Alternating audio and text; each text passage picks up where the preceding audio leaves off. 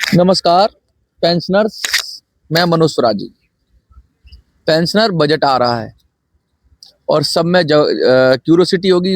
आपको लगातार वीडियोस मिल ही रही हैं, बहुत सारे नेताओं की वीडियो मिल रही हैं, बहुत सारे यूट्यूबर की वीडियो मिल रही हैं, बड़ी मीडिया की वीडियो मिल रही है, प्रिंट मीडिया की खबरें मिल रही हैं।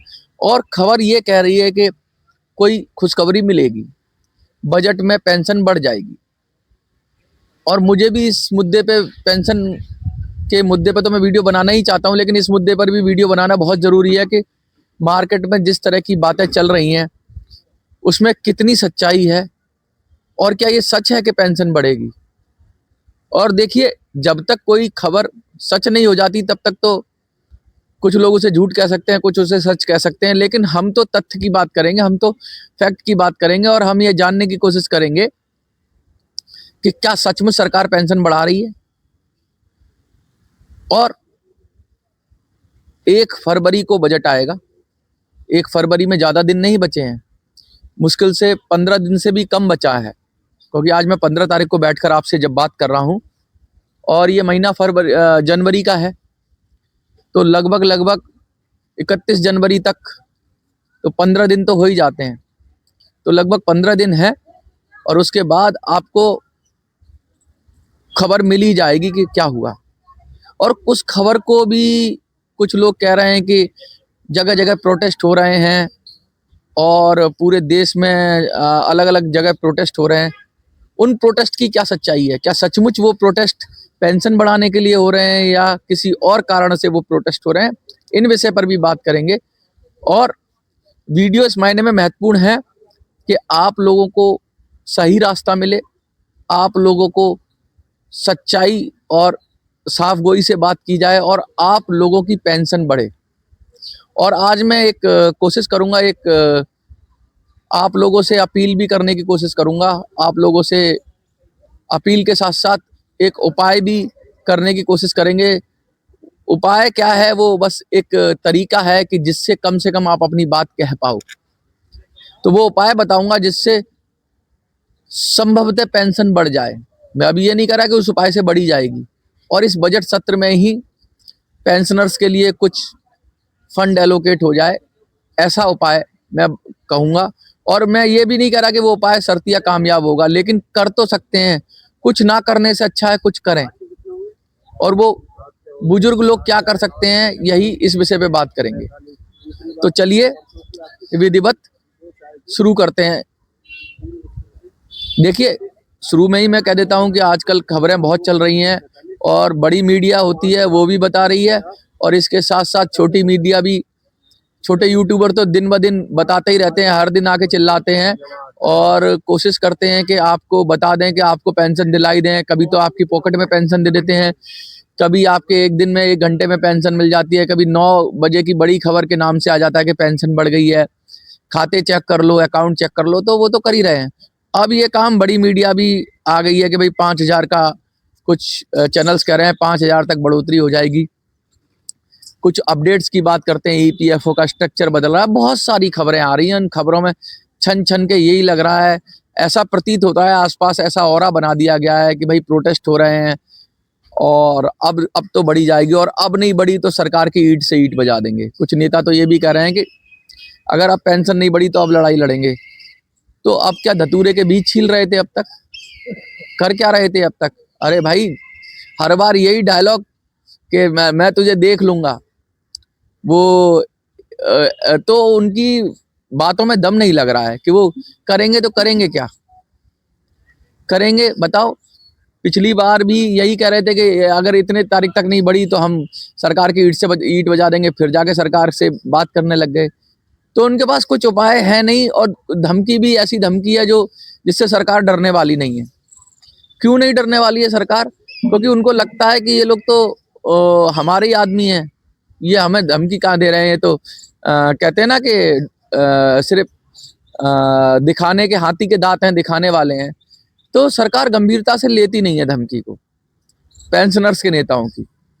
और क्यों क्यों नहीं लेती? क्योंकि ये चरण वंदना करते करते कई बार और तुरंत इस आंदोलन स्थगित कर देते हैं, कभी कुछ कर देते हैं, असल में जो कुछ कमाया था, जो कुछ इकट्ठा किया था पेंशनर्स के साथ मिलकर, कमाने से मतलब है लोगों का जो जनमत कमाया था, पैसे की बात नहीं कर रहा मैं, लोगों की जो संख्या इकट्ठी करी थी अपने पीछे, वो सब को इन्होंने सरकार के चरणों में रख दिया। और सरकार जब चाहती है तब इन्हें बुला लेती है, जब चाहती है तब इनसे मीटिंग करके आश्वासन दे देती है और ये कागज लेके आ जाते हैं। और फिर ये कह रहे हैं कि भाई अगर इस बजट सत्र तक नहीं बढ़ाई पेंशन तो हम ये कर देंगे, वो कर देंगे, फलाना कर देंगे, ढिमका कर देंगे। इनसे कुछ नहीं होने वाला है। तो अब बजट सत्र में एक और खबर चलेगी। बजट सत्र के बाद जब फेस बचाने वाली बात होती तो कहते हैं बजट सत्र में पेंशन के लिए EPS 95 पेंशनर के लिए इतना फंड एलोकेट कर दिया गया। क्या होता है कि हर बजट के टाइम पर जब भी बजट जारी होता है तो EPS 95 को फंड मिलता ही है, क्योंकि सरकार का भी कंट्रीब्यूशन है। तो सरकार एक फिक्स अमाउंट देती है, 10-11 हज़ार करोड़ के करीब होता है वो। जैसे जैसे पेंशनर की संख्या बढ़ती है सरकार भी कैलकुलेट करके अमाउंट दे देती है जिससे कि वो पूरा किया जा सके। तो अभी से मैं आपको खबर कर देता हूं कि 10,000, 11,000 करोड़ या 12,000 करोड़ अगर सरकार दे देती है बजट में, एलोकेट कर देती है EPS 95 के लिए, तो वो उसकी रेगुलर प्रोसेस है, हर साल करती है।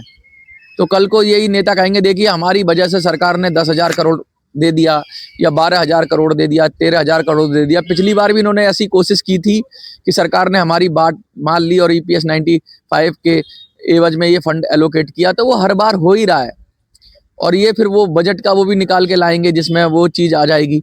तो मैं उसको पहले ही आगाह कर देता हूँ आपको, क्योंकि ये अपना फेस बचाने के लिए ये भी कह सकते हैं कि हम सरकार ने पैसा दे दिया है।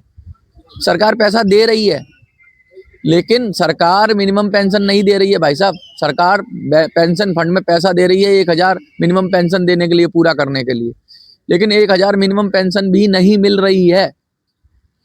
तो करें क्या? दूसरा ये जो खबरें चल रही हैं कि भाई प्रोटेस्ट हो रहे हैं, साउथ इंडिया में प्रोटेस्ट हो रहे हैं, जगह जगह प्रोटेस्ट हो रहे हैं, तो आप मुझे लिख के बताओ कमेंट में, क्या सचमुच वो EPS 95 के पेंशनर्स हैं वो प्रोटेस्ट कर रहे हैं? कौन कर रहे हैं वो प्रोटेस्ट? उनकी अपनी डिमांड्स हैं, उनकी अपनी प्रॉब्लम्स हैं, वो चाहे PF से रिलेटेड हो या अन्य चीज़ों से रिलेटेड हो, उस वजह से प्रोटेस्ट हो रहे हैं, ना कि EPS 95 पेंशन बढ़ाने के लिए प्रोटेस्ट हो रहे होंगे। उसमें कुछ इक्का दुक्का जाते हैं, EPFO का घेराव करते हैं, बहुत सारे नेता कर रहे हैं। मैं ये नहीं कह रहा कि EPS 90, लेकिन ये सब मिला जुला है। तो मिला जुला एजेंडा तो बनाया नहीं है, सिर्फ पेंशन की बात कर रहे हो। मिला जुला एजेंडा बनाओ तो 7-8 करोड़ लोग जुड़ जाएंगे आपके साथ, लेकिन किसी नेता ने बनाया क्या मिला जुला एजेंडा?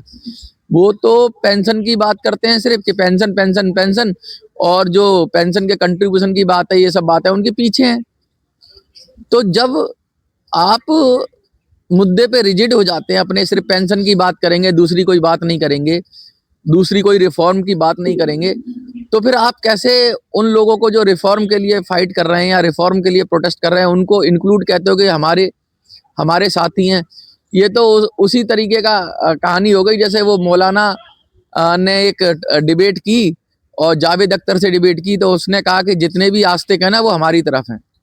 तो जावेद अख्तर ने कहा भाई जितने माफ करिएगा, जितने भी नास्तिक हैं वो कम है और दुनिया में आस्तिक ज्यादा हैं, तो सारे आस्तिक हमारी तरफ है।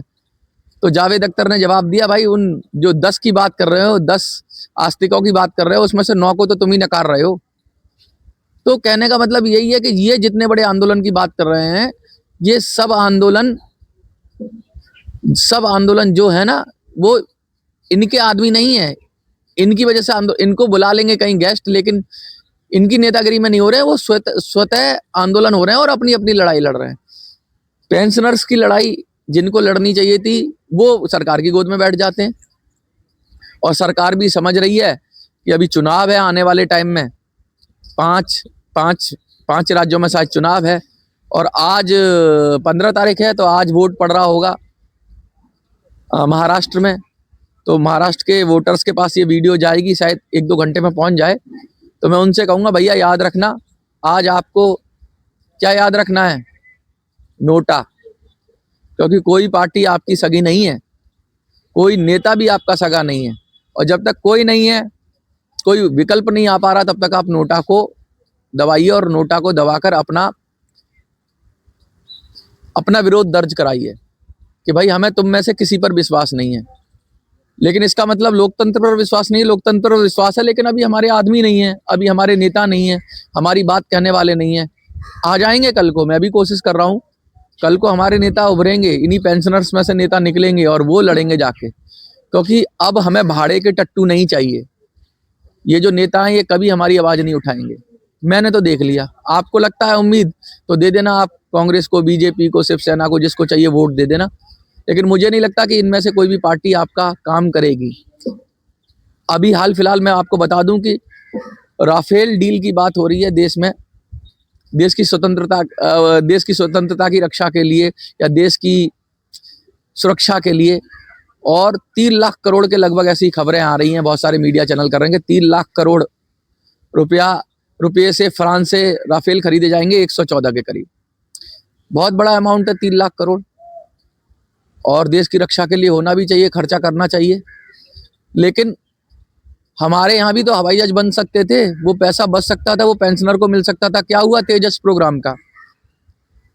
जब बाहर से ही खरीदना था तो ये करोड़ों करोड़ों लाखों करोड़ों रुपया ये जो विमान बनाने में लगा दिया गया, इसका हिसाब कौन मांगेगा? ये मितव्ययिता नहीं है क्या? और ना सोर्स कोड मिलेगा, कुछ नहीं मिलेगा। हाँ, जब प्लेन खरीदेंगे तो कल तक तो हमारा सारा पैसा तो ये विदेशी कंपनियां ले जाएंगी, जो हमारे बुजुर्गों को मिल जाता, इधर उधर मिल जाता ये। और ये पैसा जरूरी भी है खर्च करना, क्योंकि अगर ये खर्च नहीं करेंगे तो देश की सुरक्षा कैसे होगी? लेकिन ये बच सकता था अगर हमारी संस्थाएं, HAL है जो, वो अगर समय पे प्लेन बना लेती, या समय पे कुछ लोग कहेंगे कि इंजन नहीं मिला, अमेरिका से इंजन लिया था, तो भैया जगह रखते ना 3-4 जगह से इंजन। पता है कि अमेरिका रोक देता है बीच में सामान देने से, तो डिपेंडेंट क्यों हुआ आपका प्रोजेक्ट, तेजस का प्रोजेक्ट, उस पर डिपेंडेंट क्यों हुआ? ये विषय से अलग हो जाएगा, लेकिन मैं इसलिए कह रहा हूँ कि सरकार पैसा खर्च कर रही है, 3 लाख करोड़ रुपया खर्च करने का प्लान बना रही है। फ्रांस के राष्ट्रपति आएंगे, लेकिन पेंशनर्स के लिए उसका ध्यान ही नहीं है। क्यों ध्यान नहीं है? क्योंकि सरकार ने इतने खर्चे पाल रखे हैं कि वो नहीं करेगी तो देश की सुरक्षा खतरे में पड़ जाएगी। और देश की सुरक्षा की जिनको जिम्मेदारी दी गई है, जिन कंपनियों को जिम्मेदारी दी गई है, वो बना ही नहीं पाते। यहाँ पे हवाई जहाज नहीं बना पा रहे हैं 70 सालों में, 75 सालों में। कहते हैं हमने रॉकेट बना लिया और चांद तक, मंगल तक हम लोग पहुंच गए, लेकिन एक फाइटर प्लेन नहीं बना पा रहे हैं। और पैसा बराबर, ऐसा नहीं है कि सरकार पैसा नहीं दे रही, पैसा बराबर जा रहे हैं। तो ऐसे पैसे की जो मितव्ययिता है, इसे रोकना पड़ेगा ना। सरकार को यह भी देखना होगा कहाँ वेस्टेज हो रही है हमारे पैसे की। सुरक्षा के लिए जो पैसा दिया जा रहा है वो कहाँ वेस्ट जा रहा है, कौन लोग बैठे हैं, उनको उठा के जेल में डालो। अगर कहीं उनको चेक करो, क्योंकि इस तरीके से तो फिर कभी पेंशनर्स का नंबर आएगा ही नहीं, कभी कोई खर्चा आ जाएगा, कभी कोई खर्चा आ जाएगा। पूरी दुनिया युद्ध के मुहाने पे खड़ी है, शायद पेंशनर्स का काम ही ना बने। इस बजट में शायद रक्षा खर्च बढ़ा दिया जाए, और बढ़ाना जरूरी भी है, लेकिन पेंशनर का नंबर कब आएगा भाई? पेंशनर्स तो कहते हैं क्या भूख से ही मर जाएंगे पेंशनर?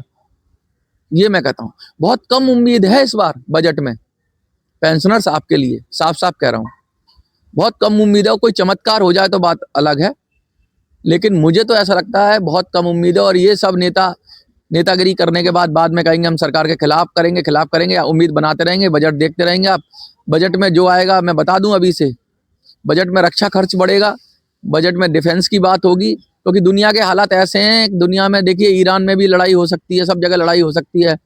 और ये भी जरूरी है कि भाई जिंदा रहोगे आप, भूख से मरता है आदमी तो 10-15 दिन तो बिगर खाने के रह सकता है, लेकिन अगर देश की सुरक्षा ही खतरे में आ गई, सीधा मिसाइलें ही पड़ गई ऊपर, तो फिर क्या भूख और क्या प्यास, 1 मिनट नहीं लगेगा।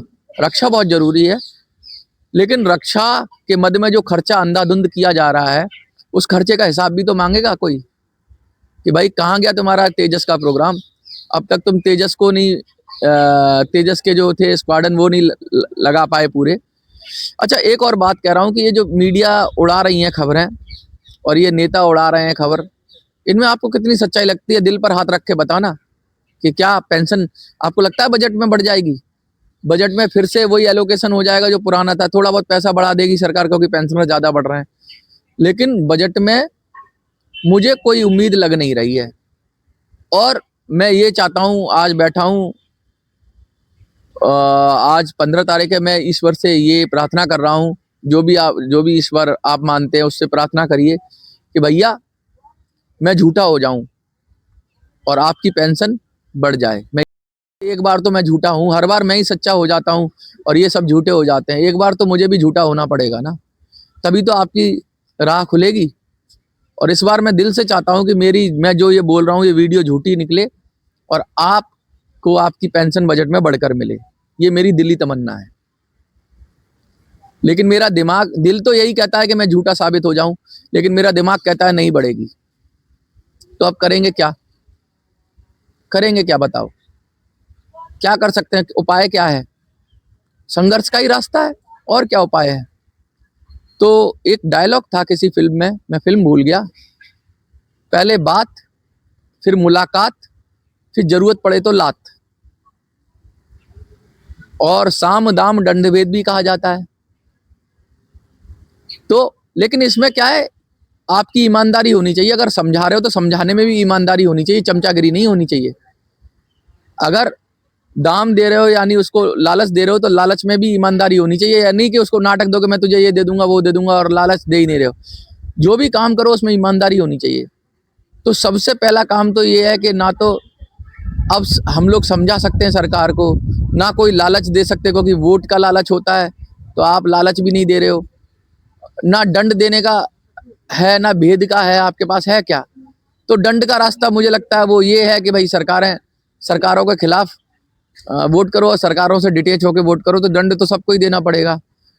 लेकिन मैं इसके बाद भी एक बात कहना चाहता हूं जो शायद आपको और मुझको सबको करनी चाहिए। कहते हैं जब इंसान कभी, जैसे बहुत सारी फिल्मों में भी देखा होगा, अक्सर जब इंसान किसी लायक नहीं रहता, डॉक्टर भी जवाब दे देते हैं। किसी हॉस्पिटल में जाता है, किसी की गोली लग गई, कुछ लग गई, हॉस्पिटल में जाता है और डॉक्टर के हाथ से भी बात निकल जाती है, तो वो कहता है प्रार्थना करो, ईश्वर के यहाँ प्रार्थना करो। बहुत सारी फिल्मों में देखा होगा कि भाई लोग मंदिर में जाके प्रार्थना करते हैं अब ये बच जाए।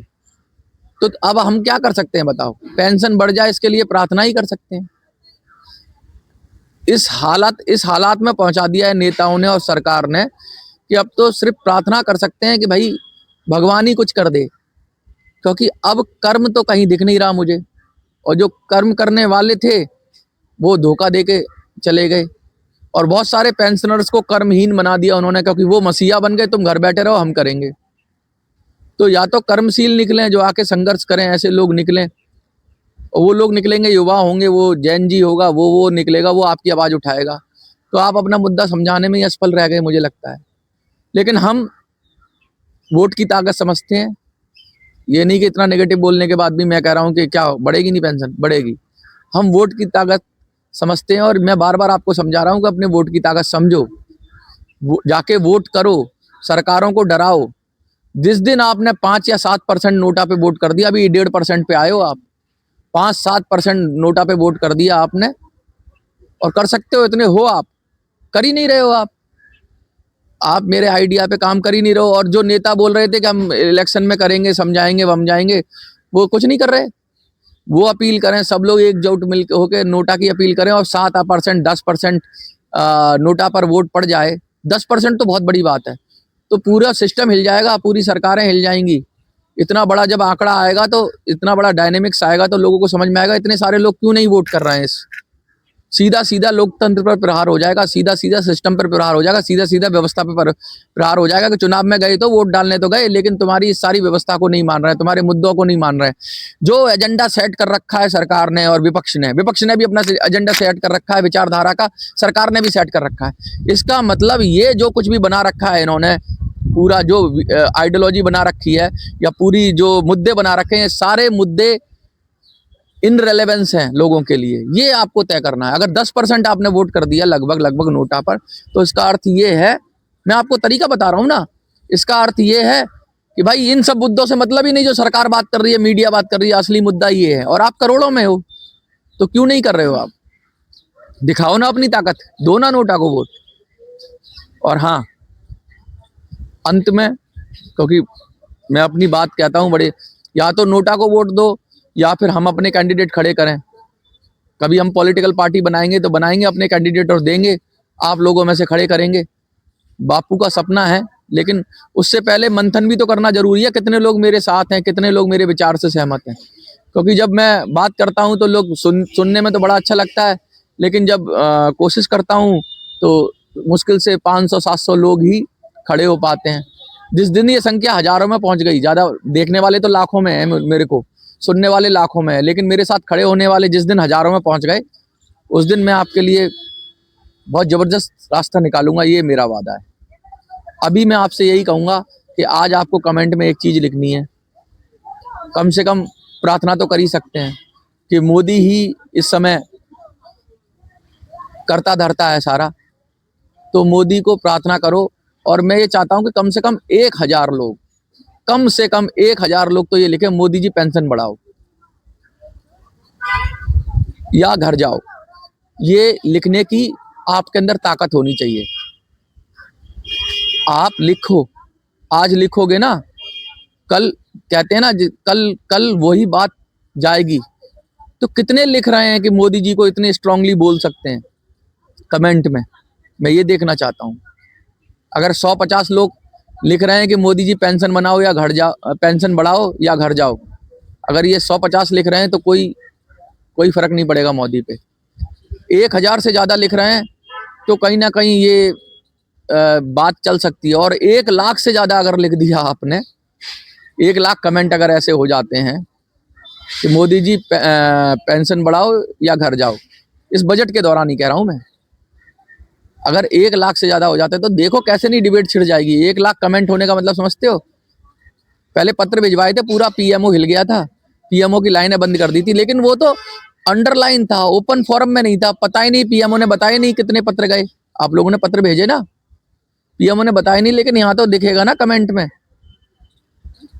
अब ये आपकी जिम्मेवारी है कि आप कितने कमेंट करते हो, कितने लोग ये कहते हैं कि मोदी जी पेंशन बनाओ या बढ़ाओ या घर जाओ, कितने में हिम्मत है और कितने इस विचार से सहमत हैं। जितनी ज्यादा ये लोकतंत्र है जनाब, यहाँ सरों को गिना जाता है, तौला नहीं जाता बंदों को।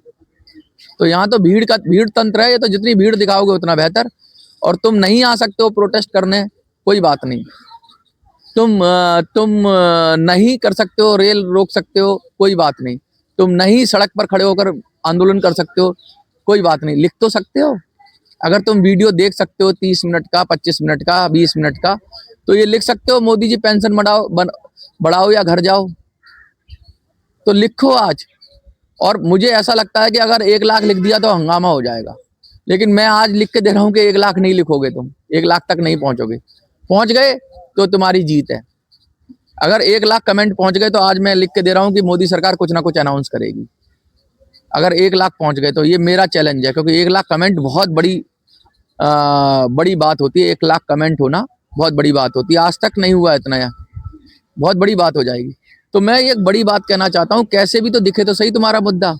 चलो यही ट्राई करके देख लेते हैं, 1 लाख का टारगेट रख के देखते हैं भाई कितने लोग मेरे साथ हैं। तो 1 लाख लोगों से मैं अपील कर रहा हूँ, 1000, अगर 1000 से पार कर दोगे तब भी मुझे संतुष्टि होगी, कम से कम 1000 तो हैं। और 100-200 ही रह गए तो फिर मैं कहूँगा कि ये लड़ने वाले ही नहीं है। 1000 से ऊपर चले गए तो मुझे कुछ संतुष्टि होगी, 1000 मैंने जगा ली। और 1 लाख पार हो गए तो मैं भी चैलेंज से कह रहा हूँ कि मोदी क्या, इस पूरी सोशल मीडिया में हाहाकार मच जाएगा और ये ट्रेंडिंग करने लगेगा। आपको क्या लगता है? कमेंट में लिखिए, देखते रहिए।